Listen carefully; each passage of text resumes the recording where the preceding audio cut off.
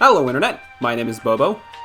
Remember that animated show from the 2000s? It's considered one of the best shows ever made. It had 3 seasons, though much more was planned. It had a good ending and then got a new series in the 2010s, yet people still want what was originally planned. Then those scrapped ideas were adapted into comics years later. It might not surprise you, but for me personally, it's one of my favorite shows. Yeah, that's right, we're talking about Transformers Animation! I hereby apologize to any Avatar The Last Airbender fans who were confused or offended by that statement. By reading this message, I acknowledge that the definitive 2000s animated series was Avatar The Last Airbender, and not whatever mid-show I was talking about. To prove my commitment to the best animated show from the 2000s, I shall now read and talk about comics based on this show. Wait, I gotta read?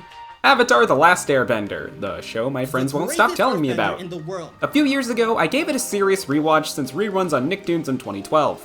It was a really good show and I got really into it for a few months. I'm not gonna go into things that you've already heard a million times on YouTube since you're probably already a big fan. Instead, I'm gonna tell you about Transformers Animated. No, you're not. No, I'm not. Avatar isn't my favorite animated series, but I can definitely say it's up there. And for the few months I was really into it, I decided to check out some of the comics, which is why I have a bit of a stack. It also contributed to my spiral of getting into comics, but that's a story for another day. Today is about Avatar comics and what started the spiral of me getting into comics, as well as learning reading is fun. A few months after I finished Avatar, I saw part 1 of The Search at a random store and got a bit curious. I then remembered they joked about it in The Legend of Korra, so I thought, why not? And went to go buy the full thing a few weeks later. I will briefly talk about the stories as I don't want to spoil anything, but I also want to talk about the physical books themselves. It's a bit smaller than your typical comic size, but it feels a lot heavier, and that's just due to it having more pages.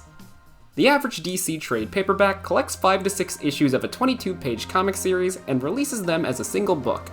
Meanwhile, each Avatar comic got released in 3 parts, with each part being 80 pages. That's why all the comics are branded as an omnibus. Each book is collecting 3 parts, and this is the complete story. That's another thing. Even though the Avatar comics were a series with plot points carrying over between different books, they were still individual stories and you got the whole thing. It makes each individual book feel a lot more complete, even though there were more stories in the series. But I will say, I'm not a big fan of the covers and spines.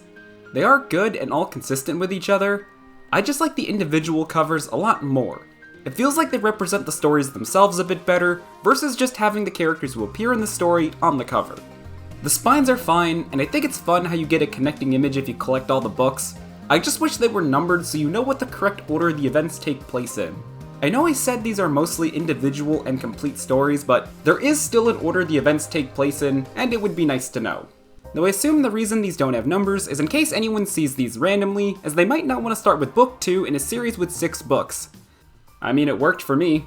At first I didn't know what book number The Search was, but I still wish there was somewhere on the books themselves that told you what order the books were in without needing to look it up. Now let's talk about the story briefly. I think it was alright.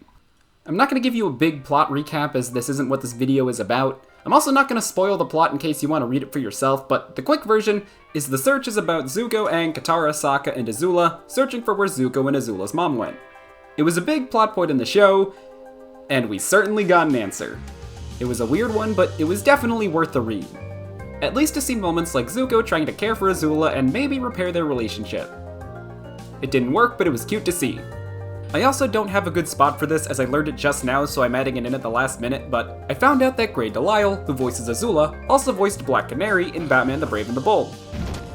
Let's make this quick, boys. Meaning she was one of the 3 singers of the Birds of Prey song. For those who scare and terrorize, it's the dawn of... So how come we haven't seen anyone draw over that scene with Azula, Ty Lee, and May? I feel like that should work really well. I'm surprised no one has done it yet. Then the next one I got was Smoke and Shadow, as I was told it picked up some plot points from The Search, but it wasn't a direct sequel. The best way I'd describe it is that each book could be 2 or 3 episodes from the show. So you wouldn't call episode 13 a sequel to episode 7 just because it picks up some plot points. This is an even weirder read. It does a lot. Most of which I can't say because it spoils The Search, but a lot happens. I don't even think I can boil it down to one specific plot point like The Search. It tries to cram so much into a single story, and a lot of weird decisions were made. Like I'm pretty sure Avatar invented Paul. But aside from the weirdness, I did still enjoy it. I liked seeing more Ty Lee and May, there were some sweet moments with Zuko, all the art is fantastic. I'm just now realizing, wow, I really can't say that much. The point is, I did enjoy what I've read of the Avatar comics, but I would understand why someone would disagree with me. Now here's a comic based on a TV show that some were already mixed on. I'm actually a big fan of Legend of Korra. Please put the gun down. I wanted to check out more and got Ruins of the Empire. The cover is really nice. I do think it's way better than just characters on a white background. The spine doesn't have any numbering, but it does make sense as there's only 2 big books like this, and the rest are smaller stories. This is the second book. I skipped the first one as I was told it was kinda so I just went straight into this one. It was even written by one of Avatar's creators, Michael DiMartino, so I assumed it would feel really in line with the show. I mean, it was alright.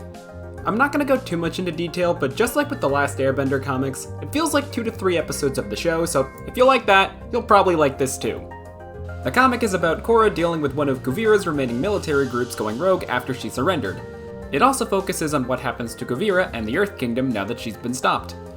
So if it sounds interesting, I recommend checking it out. For me, I did enjoy it, but I feel it lets off Kuvira a bit easily. I did expect her to get some form of redemption, but it feels like that development moves really fast, so it feels like everyone is a bit too forgiving rather than she worked hard to prove she's changed. Like I said, I did enjoy it, and you might too, but it's got issues. Sorry if that story segment wasn't a whole lot, I just didn't realize how much I couldn't say without spoiling something. And I wanted to focus more on the physical books because there are already a lot of videos out there talking about the stories within them. I just think this format of comic is a bit interesting as it seems to have made somewhat of an impact. DC released a few Webtoon exclusive series such as Wayne Family Adventures, Red Hood Outlaw, Vixen NYC, and Zatanna the Ripper. They all get physical releases which use this size format. I don't know what other comic series use this size format, but it does seem to have made somewhat of an impact if DC is using it for some of their releases.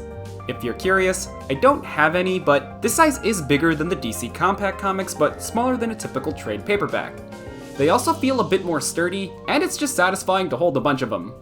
It's a good format, and I hope more comics I've never heard of use it.